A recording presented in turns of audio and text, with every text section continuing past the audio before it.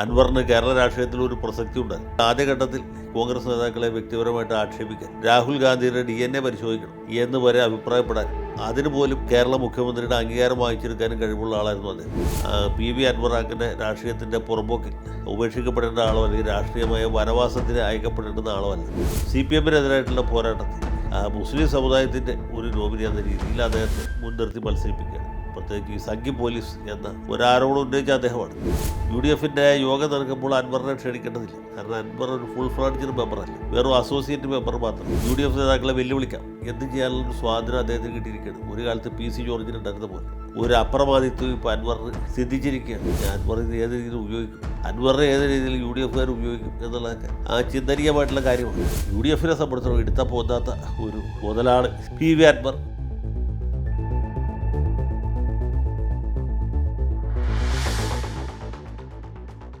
PV അൻവറിനെയും CK ജാനുവിനെയും വ്യക്തികളായിട്ടല്ല, അവരുടെ പ്രസ്ഥാനങ്ങളെ ഐക്യ ജനാധിപത്യ മുന്നണിയിൽ അസോസിയേറ്റ് മെമ്പർമാരായി എടുക്കാനുള്ള തീരുമാനമാണ് ഏറ്റവും ഒടുവിലായിട്ട് പുറത്തു വന്നിട്ടുള്ളത്.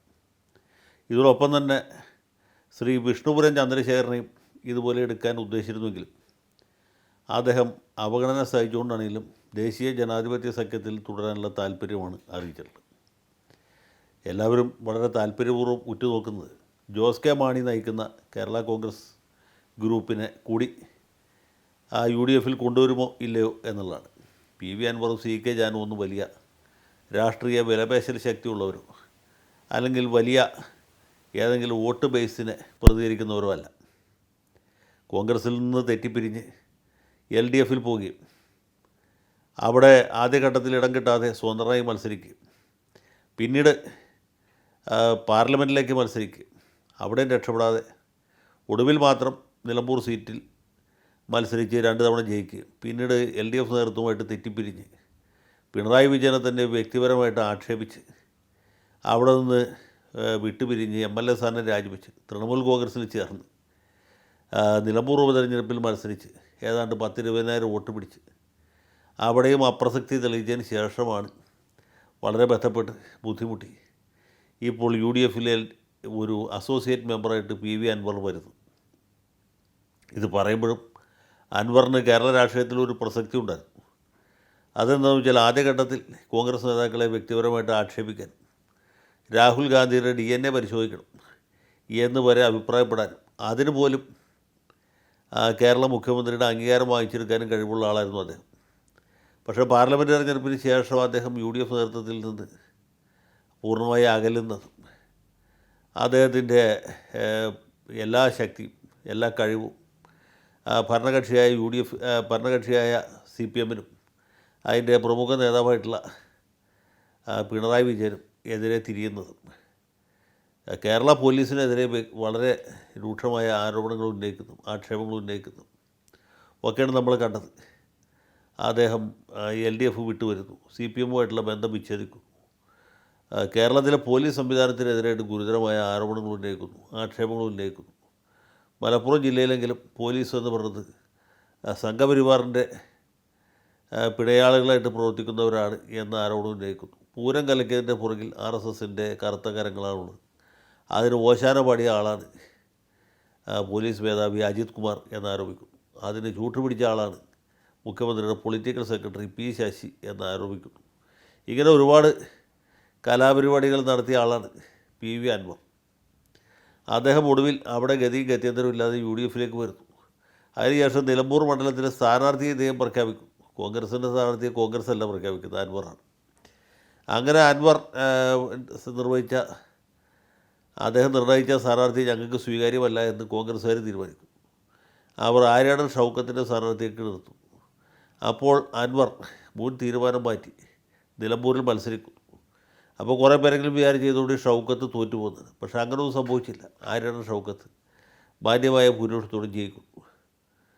അതിനുശേഷം പിന്നെ അൻവറിന് UDF-ൽ എന്ത് പ്രസക്തി, എന്ത് പ്രാധാന്യം? അൻവറിനെ രാഷ്ട്രീയത്തിൽ വേണമെങ്കിൽ ഉപേക്ഷിക്കാമായിരുന്നു. പക്ഷേ മുസ്ലിം ലീഗിൻ്റെ താല്പര്യപ്രകാരം അവിടെ നിന്ന് കേൾക്കും. അതല്ലെങ്കിൽ ഇപ്പോൾ മുസ്ലിം ലീഗിന് ബുദ്ധി ഉപദേശിച്ചു കൊടുക്കുന്ന വെൽഫെയർ പാർട്ടിക്കാരുടെ, ജമാഅത്തെ ഇസ്ലാമിക്കാരുടെ, മീഡിയ വൺ ചാനലുകാരുടെ താല്പര്യമാണ് എന്ന് കേൾക്കുന്നു. PV അൻവർ അങ്ങനെ രാഷ്ട്രീയത്തിൻ്റെ പുറമ്പോക്കിൽ ഉപേക്ഷിക്കപ്പെടേണ്ട ആളോ അല്ലെങ്കിൽ രാഷ്ട്രീയമായ വനവാസത്തിന് അയക്കപ്പെടേണ്ടുന്ന ആളോ അല്ല. സി പി എമ്മിനെതിരായിട്ടുള്ള പോരാട്ടത്തിൽ മുസ്ലിം സമുദായത്തിൻ്റെ ഒരു നോമിനി എന്ന രീതിയിൽ അദ്ദേഹത്തെ മുൻനിർത്തി മത്സരിപ്പിക്കുകയാണ്. പ്രത്യേകിച്ച് ഈ സംഘി പോലീസ് എന്ന ഒരാരോപണം ഉന്നയിച്ച അദ്ദേഹമാണ്. എൽ ഡി എഫിനും സി പി എമ്മിനും ഏറ്റവും വലിയ ഡാമേജ് ഉണ്ടാക്കിയത് ഈ ഒരു പരാമർശമാണ്. കേരളത്തിലെ പോലീസ് പരിപൂർണമായിട്ടും RSS വൽക്കരിക്കപ്പെട്ടിരുന്നു, കാവ്യവൽക്കരിക്കപ്പെട്ടിരുന്നു. അവരുടെ ഒരു നടത്തിപ്പുകാരൻ മാത്രമാണ് പിണറായി വിജയൻ എന്ന ഒരു നറേറ്റീവ് ഈ മുസ്ലിം സമുദായ അംഗങ്ങളുടെ ഇടയിൽ നല്ലപോലെ യേശിയിട്ടുണ്ട് എന്നുള്ളത് സത്യമാണ്. അപ്പോൾ അത് ഉണ്ടാക്കിയ ഒരു വൈകാരിക അന്തരീക്ഷം ചൂഷണം ചെയ്തതിന് അൻവറിൻ്റെ സാന്നിധ്യം തീർച്ചയായിട്ടും UDF ഉണ്ടായിരിക്കണം. അങ്ങനെ പുറമ്പോക്കിൽ ഉപേക്ഷിക്കപ്പെട്ടിട്ടുള്ള ആളല്ല അൻവർ എന്ന ഒരു ആശയം എന്നൊരു അഭിപ്രായം ശക്തമായിട്ടുണ്ടായിരുന്നു. അപ്പോൾ അതിൻ്റെ ഒരു തുടർച്ചയായിട്ടാണ് ഇപ്പോൾ അൻവറിന് ഒരു അസോസിയേറ്റ് മെമ്പർഷിപ്പ് നൽകപ്പെട്ടത്. ഈ അസോസിയേറ്റ് മെമ്പർ എന്താണെന്നുള്ളത് UDFൻ്റെ ഭരണഘടനയിലുണ്ടോ എന്ന് എനിക്കറിയില്ല. ഇവരുദ്ദേശിക്കുന്നത് ഏതാണ്ട് KK രമയെപ്പോലെ നിയമസഭയിലേക്ക് ഒരു സീറ്റ് കൊടുത്ത് കൂടെ നിർത്തേണ്ട ഒരാൾ എന്ന രീതിയിലാണ്. അത് മുന്നണിയുടെ ഭാഗമല്ല, പക്ഷേ മുന്നണിയുമായിട്ട് ചേർന്ന് സഹകരിച്ച് പ്രവർത്തിക്കുന്ന ഒരാൾ. UDFൻ്റെ യോഗം നടക്കുമ്പോൾ അൻവറിനെ ക്ഷണിക്കേണ്ടതില്ല. കാരണം അൻവർ ഒരു ഫുൾ ഫ്ലാഡ്ജ് മെമ്പറല്ല, വെറും അസോസിയേറ്റ് മെമ്പർ മാത്രമാണ്.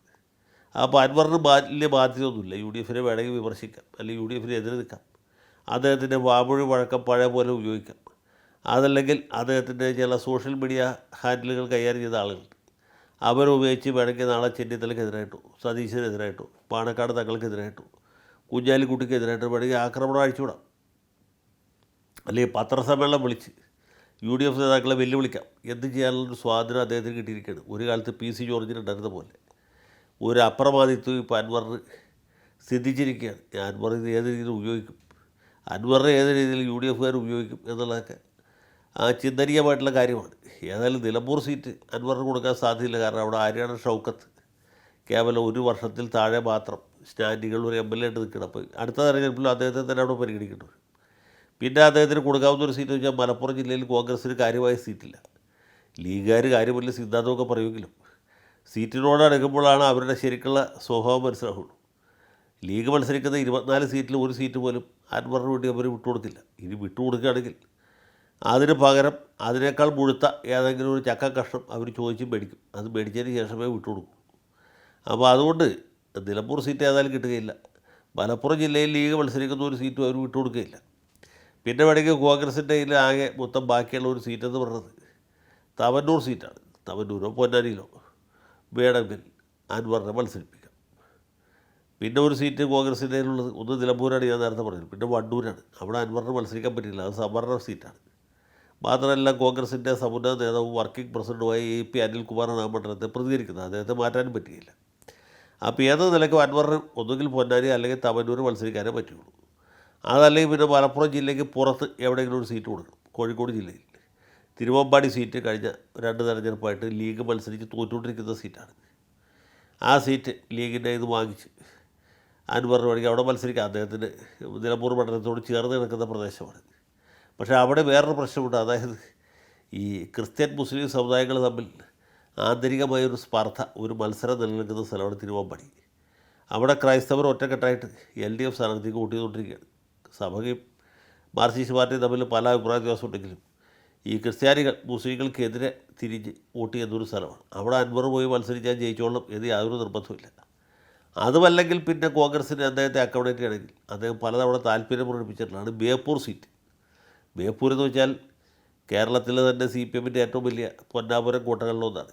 ബേപ്പൂർ മണ്ഡലം ഉണ്ടായതിനു ശേഷം എനിക്ക് കൊടുത്ത ആകെ ഒരു തവണ മാത്രമേ LDFൻ്റെ ഒരു സ്ഥാനാർത്ഥി അവിടെ തോറ്റുള്ളൂ. അത് 1977 അടിയന്തരാവസ്ഥ കഴിഞ്ഞ് ഉടനെ നടന്ന തെരഞ്ഞെടുപ്പാണ്. ആ തെരഞ്ഞെടുപ്പിൽ ചാത്തൂരി മാസ്റ്റർ തോൽപ്പിച്ച് NP മൊയ്തീൻ അവിടെ വിജയിച്ചു.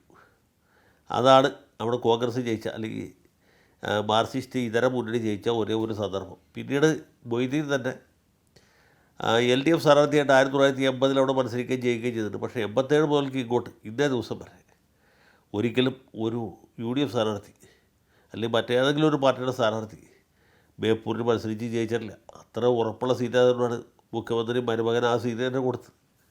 ഇനി അവിടെ പോയി മുഹമ്മദ് റിയാസിനെ വെല്ലുവിളിച്ച് അൻവർ ത്രിവർണ്ണ പതാക പാർക്കുമോ അതോ ഈ നേർക്ക് നേർ വെട്ടി വീരചരമം പ്രാപിക്കുമോ എന്ന് പറയാൻ നമ്മളാളല്ല.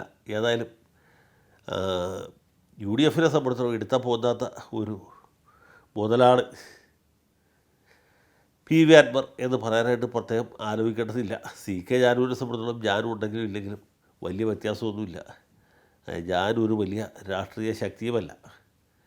ആ വിഷ്ണുപുരം ചന്ദ്രശേഖരൻ വന്നിരുന്നെങ്കിൽ തിരുവനന്തപുരം ജില്ലയിൽ കുറച്ച് ഹിന്ദു നാടാർമാരുടെ വോട്ട് കിട്ടുമായിരുന്നു.